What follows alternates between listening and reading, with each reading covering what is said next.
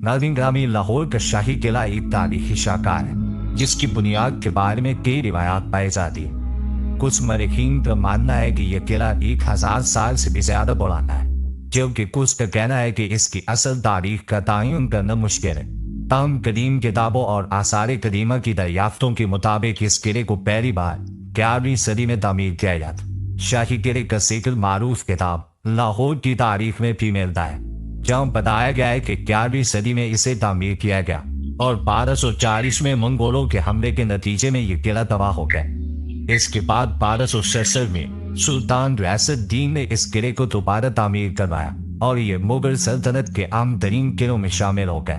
मुगल दौर के आगाज के साथ ही इस किले की अहमियत मजीद बढ़ गई। 1526 में जब मुगल सल्तनत का आगाज हुआ तो अकबर आजम ने इस किले को अपना महल और फौजी मरकज बनाया।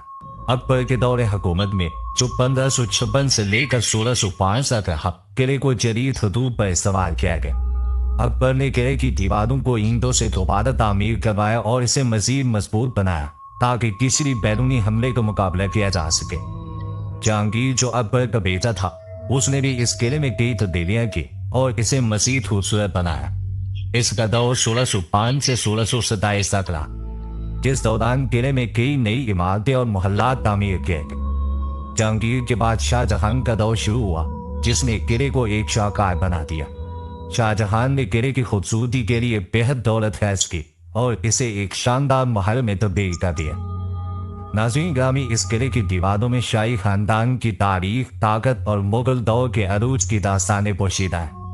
1707 में औरंगजेब के इंतकाल के बाद मुगल सल्तनत कमजोर होने लगी और 1799 में सिखों ने इस किले पर कब्जा कर लिया। सिखों ने किले में कई तब्दीलियां की और 1849 तक ये किला उनके कब्जे में रहा। फिर अंग्रेजों के दौर में, जो 1849 से लेकर 1947 तक रहा, किले की कई आम इमारतें तबाह कर दी गई और इसकी असलियत में कई तब्दीलियां की गई। अंग्रेजों ने इस किले को अपनी फौजी जरूरियात के मुताबिक ठा लिया और इसे फौजी छावनी के तौर पर इस्तेमाल किया। लेकिन फिर 1947 में पाकिस्तान की आज़ादी के बाद ये किला पाकिस्तान के ज़ेर इंतजाम आ गया और अब ये कौमी विरसा है। साथियों, शाही किले के नीचे मौजूद खुफिया कमरों की कहानी इंतहाई दिलचस्प और पुरस्कार है। इन कमरों की दरियाफ्त ने मायने आसार कदीमा को हैरत में डाल दिया है, क्योंकि इनमें छुपे हुए खजाने और नायाब आसार कदीमा के नमूने मुगल दौर के असीम शान शौकत की गवाही देते हैं।